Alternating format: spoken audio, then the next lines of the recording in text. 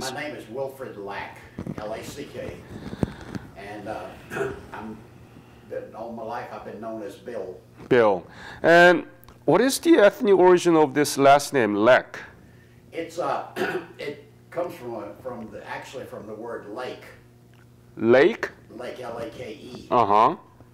From my family history goes back on my family background. It goes back. I go all the way back to the 1500s in England, and then from there to Scotland, and from there to Ireland. And in the course of moving from England to Ireland, the spelling kind of changed off from lake to lack. And tell me, what is your birthday? August 6, 1934.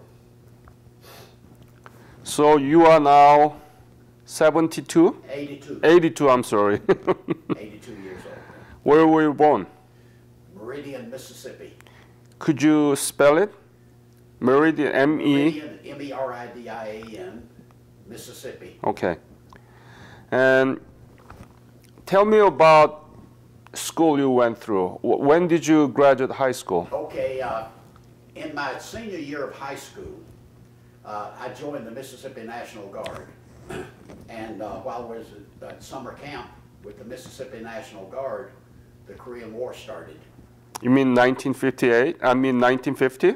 1950, yes. So you were senior. I was senior in high school in 1950. Yes. 16. One grade ahead. Wow. I was. You were 16-year-old, right? Yeah. At that time, yes. So wow. I turned 17 before, when I turned 17 in July of that year, in August of that year.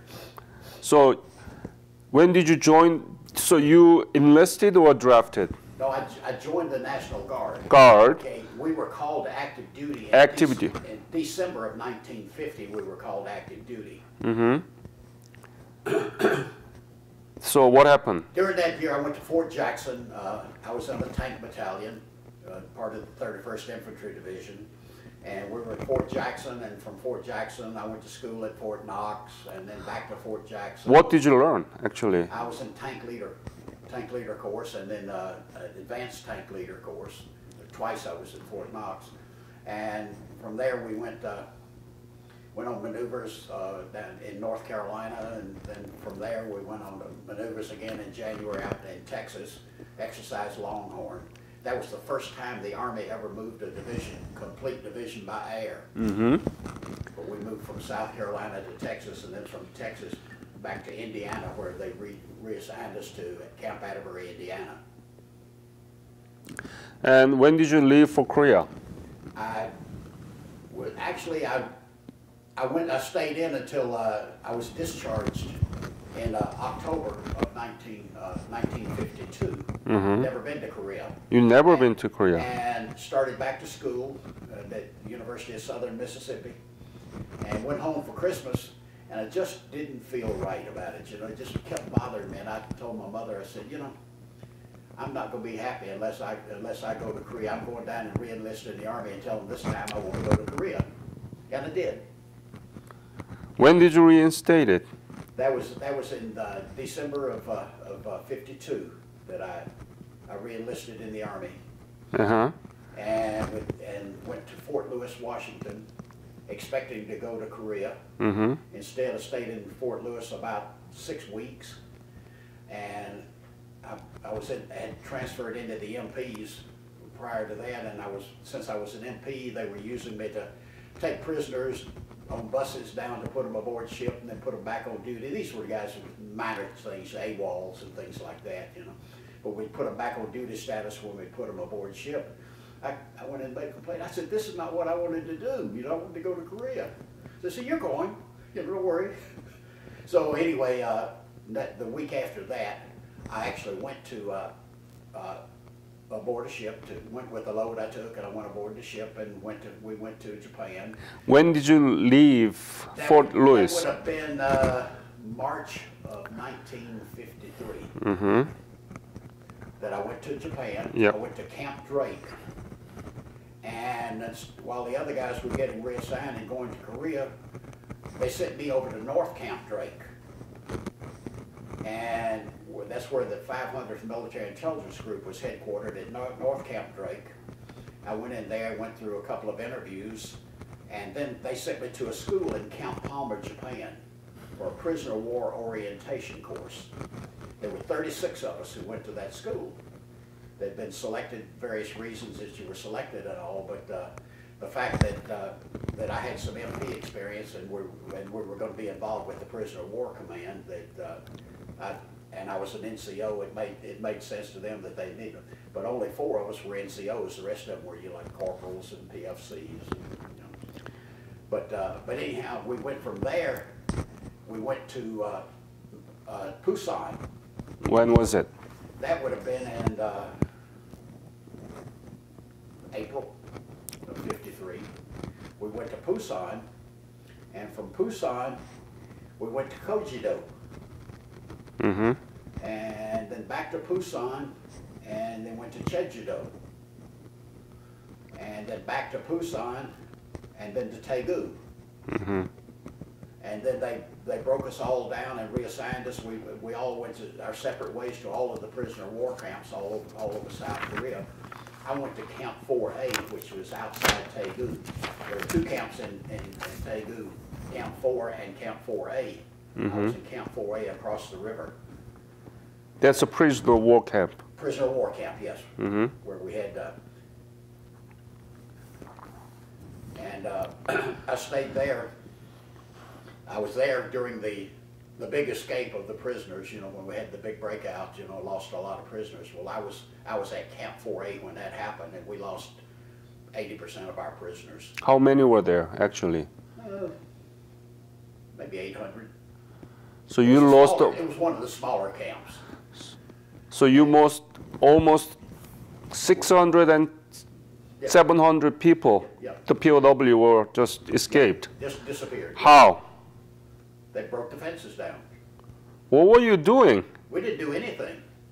We had taken the American guards off the towers and replaced them with ROC guards, And? Republic of Korea guards, and they was all, appeared to me there was part of a plan, because this was holding up the ceasefire.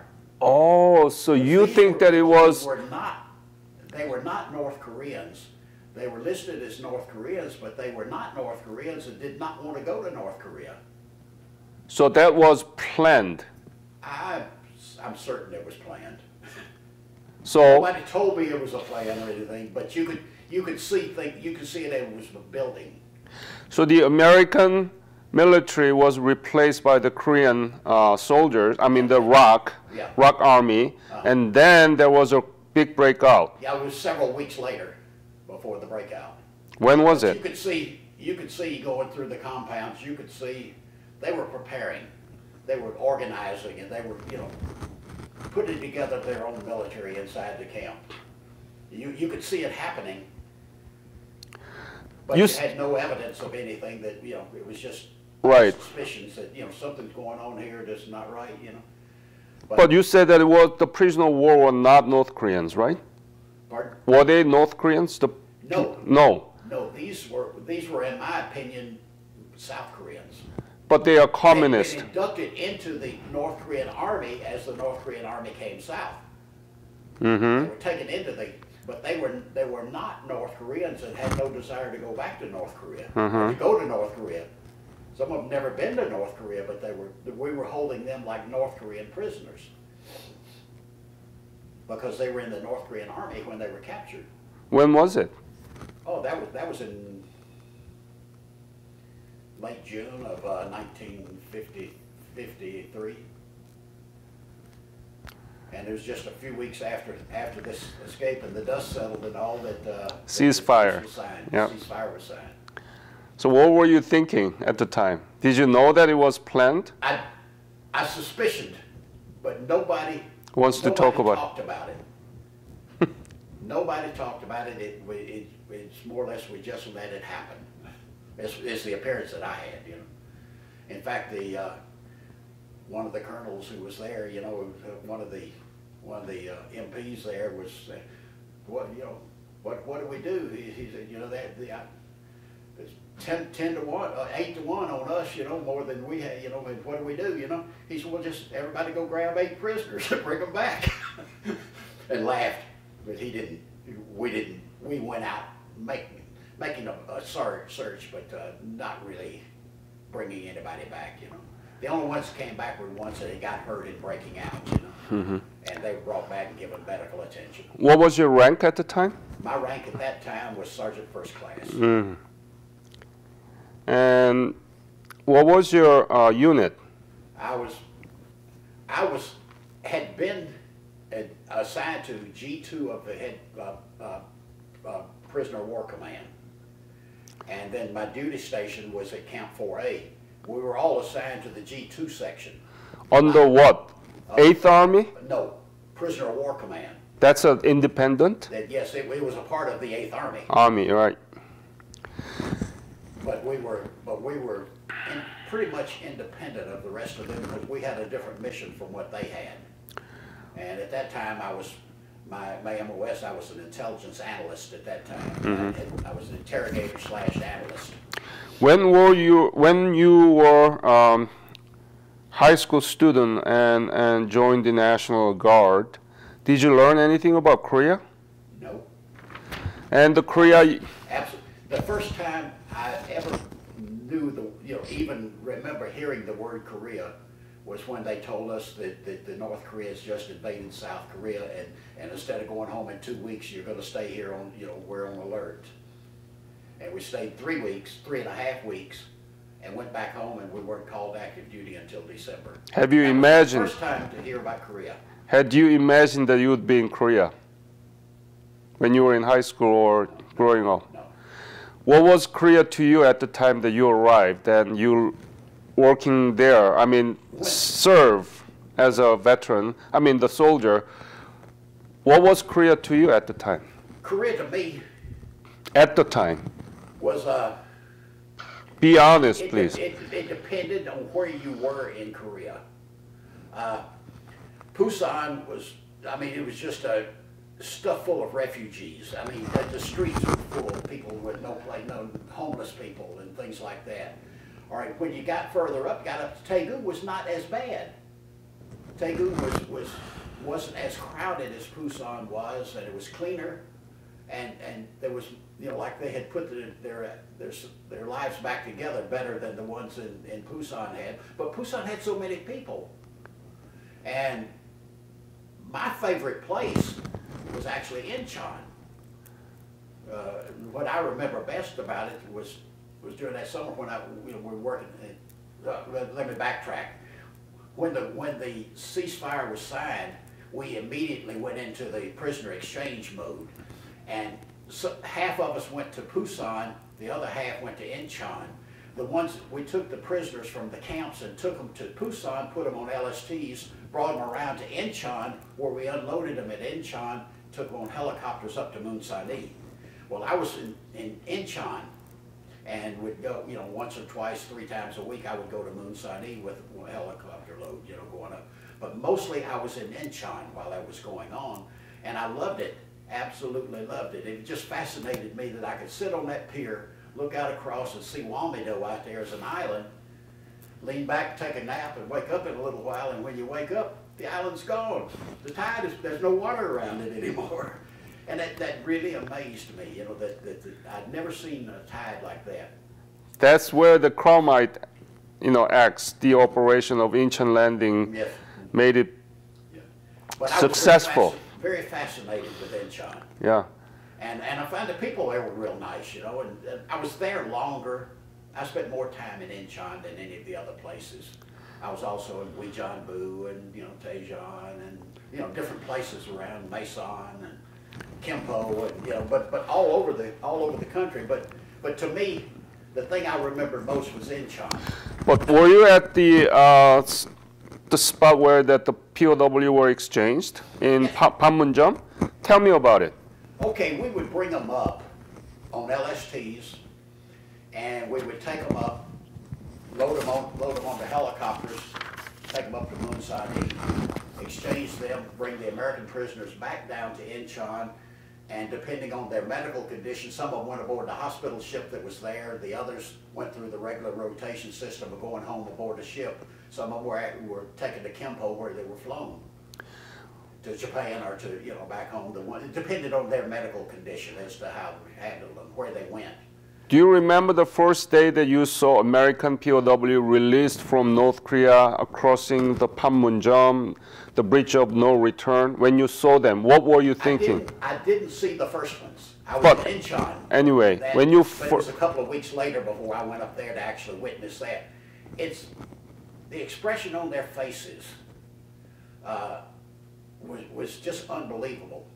You know, they had like that, you know, frowns on their faces, but the minute they stepped onto our side, they began to loosen up a little. And I recall with one of them that I was talking about, and he was really nervous and shook up. He couldn't remember his serial number. And that's the first question you ask, you know, I need your serial number, you know, because everybody remembers their serial number, and we want to be sure that we got the right person, you know, we don't mix anything up. So he started to say his serial number, and he couldn't remember it. And he just looked like, gosh, I'm in trouble, you know. So I said, so I got some more questions to ask you. We can get back to that later, you know. He blurted out his serial number then.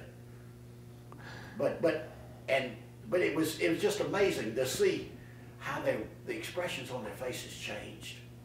And we did not want to do, you know, we didn't want to ask them any questions. We didn't want to do anything of any kind of interviewing or debriefing or anything at that point. We just wanted them to know they're home and make them feel welcome and that we were here to help them, you know, and that's what our job was just to get you down to see what the doctors say you need to go, you know, and then we're going to get you lined up to go there, you know. And that's kind of what my position was. It was kind of I wasn't doing the debriefings. Those were done on the ships going back to California. What were you thinking? Were you thinking I'm lucky because you were not POW, right? You had to be amazed at these people. You know, you look at them, and you know they have been through hell. I mean, you could just see it. You know, they're, you know, a tall guy with his ribs showing. You know, and you know, and many of them were nervous, and they wondered what's happening to me now. You know. If you go to my foundation's website, you can see more than 50 POW interviews. I did more than 40 interviews with them, and I know the real life there is a hell, even for 3 years, you know. But I saw what the prisoners we were holding and how we treated them was pretty good and excellent compared to the way these returning prisoners of ours are treated, and I felt sorry for them. Exactly. Because they were away from home, they were scared to death. You know, they were just, you know, they weren't the ones who started the war, they were just victims of the war, you know. In the beginning of the Korean War, who were, you know, captured by the North Koreans or the Chinese, they were given 1 meal a day, even very small. And 14 people slept in a half of this space, you know, without any heat during the winter in 1950. It's a horrible story. Yeah, that was a terrible winter. Yeah, terrible. But the first thing, several of them, I would say that probably half of them really wanted food. They would think about, I like to have ice cream, you know, or something like that. You know, I'd like to have a hamburger, you know. But they would tell you things like that, you know, and you know. But we were just making light. I didn't ask any questions. We didn't ask any questions. We didn't want to make them feel nervous. We wanted them to feel comfortable. You're back home, you know, and this is just the first step of getting you back home where you meet with your family and everything. You know? You made a good point that how we treated the POW of North Korea and Chinese compared to, you know, the American POW treated by the Japanese, I mean the Chinese and North Koreans. So that's a very good point. When any other service that you did during that year, 1953? Well, after 1953, when we finished up with that, they created an organization called UNCRAG. UNCRAG. UNC/RE. But anyways, it's the United Nations Repatriation Group. Okay. And most of the 36 went to there.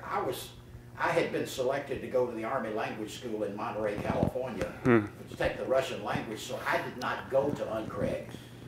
But I have a little brochure at home that we made out on a hand crank mimeograph machine, about 8 pages, that has all of the makeup and the layout and the diagrams of how everything was around Moonsani and the proposed DMZ. You have to show that to me. With me, but I can scan it and send it to you. Please. Do you know how to scan?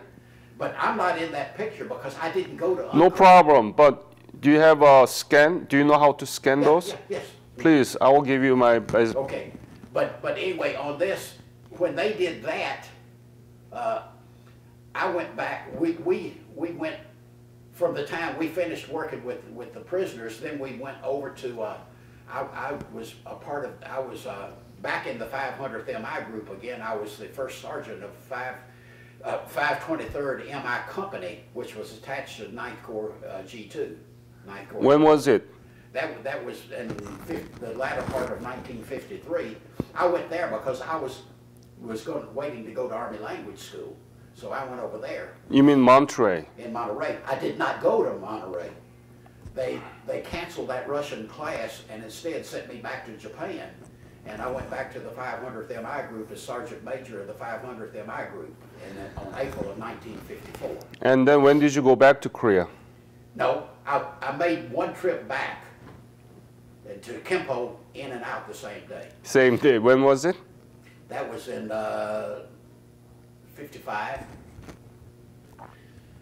But that was my only experience until last year when I went back on a career revisit. When did you go? Not the same world. When did you go back? Last year. How was it? I can't even describe it. It was so different. You know, it's a beautiful city. The top of that 123 building from the hotel we were staying at, when you're looking out the window, you know, it's just so tall.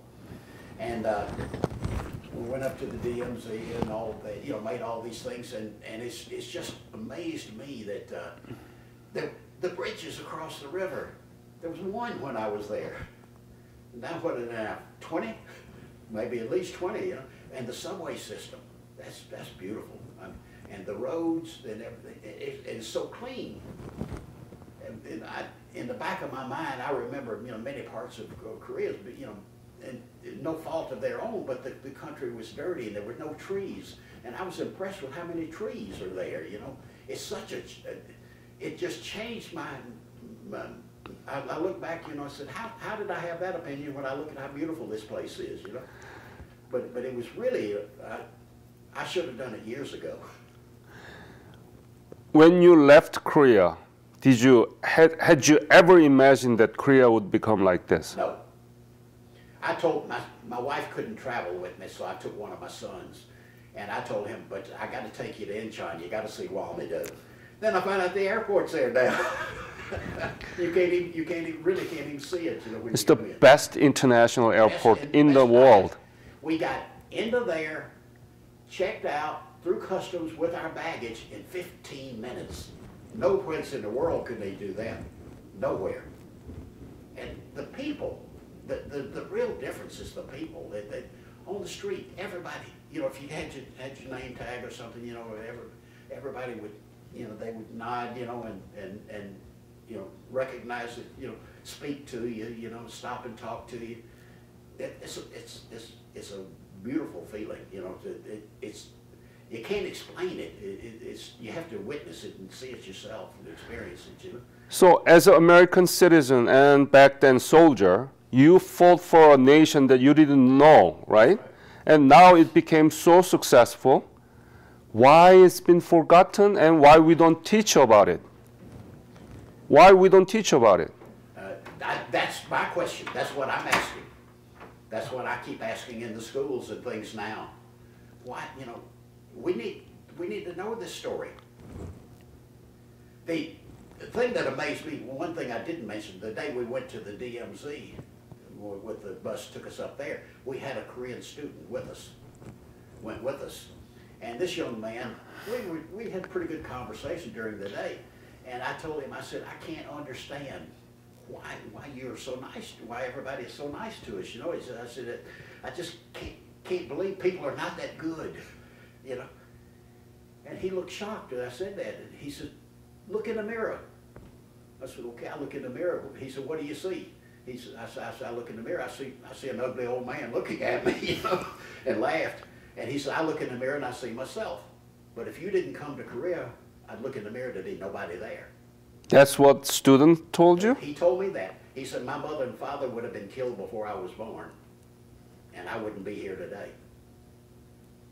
And it hit me then. You know, I didn't really understand it until then. He explained it to me, that student did. That's what we are doing. American history textbook have only one paragraph or maximum a page about the Korean War, not about the modern Korea you saw last year. And this is shame. So we are doing this interview and make it as a digital history textbook telling our students about your legacy.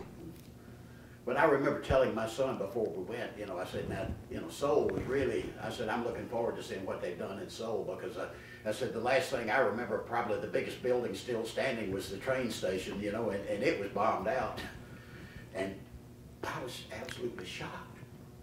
I just could not, I could not believe it, you know, the changes.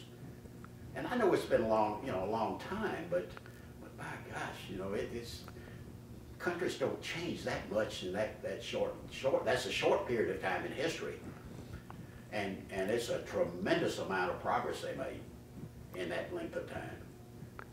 That is your legacy, and I want to teach this lesson to American and Korean students. I do it already.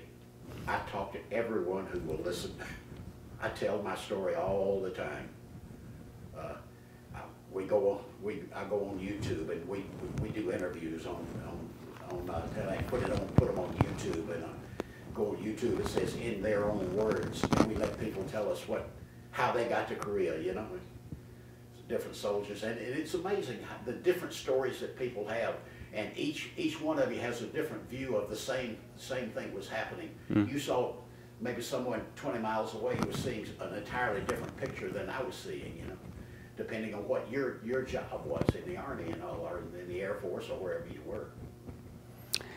Any other episode that you want to tell me during your service in Korea? No, I don't really think so. But I will tell you one comment. I was supposed to go to the Army Language School, go back to Monterey, California, go to the Army Language School. Instead, they sent me to Japan.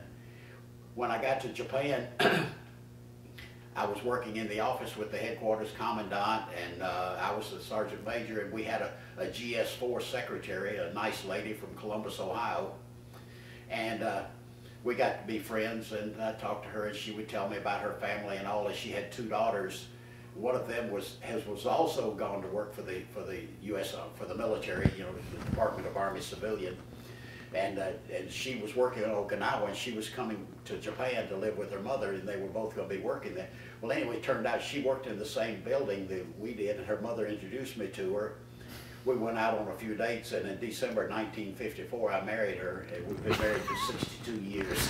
Wow! So it was the best thing that ever happened to What me. a story, huh? I have to put that in my career story. If I had gone to Army Language School, I never would have met her. Wilfred, it's my great honor to meet you, and thank you for sharing your stories. We need to tell this story.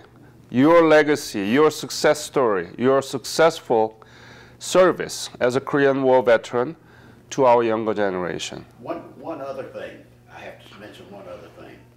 I have met some of the greatest people in the world are in the Korean community in Asheville, North Carolina. And you are from North Carolina, right? Mm-hmm. Do you have a chapter? Yes. How many Korean War veterans there? 32. And do you have other chapter near your region? No, we have 2 in all of North Carolina. All of now to get more chapters. I'm working, but we're going to have. What about the other chapter? How many veterans there? The other one has 46. Can you organize an interview like this? We can go visit there and do interview like this. Okay. Could you do that? Sure, I can do that. All right.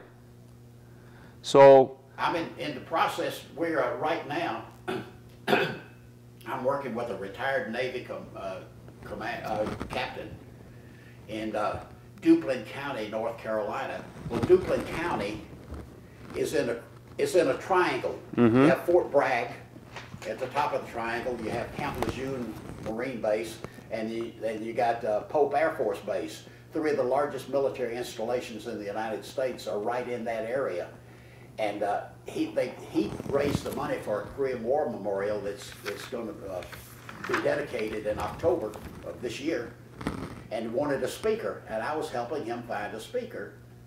And in the course of time, found out, you know, that talking with him and all, and he has met a lot of Korean War veterans since he started that, and he's going to help us. We're going to set up 3 chapters down there, one near each of those 3 military institutions. beautiful. Thank you, sir. Thank you.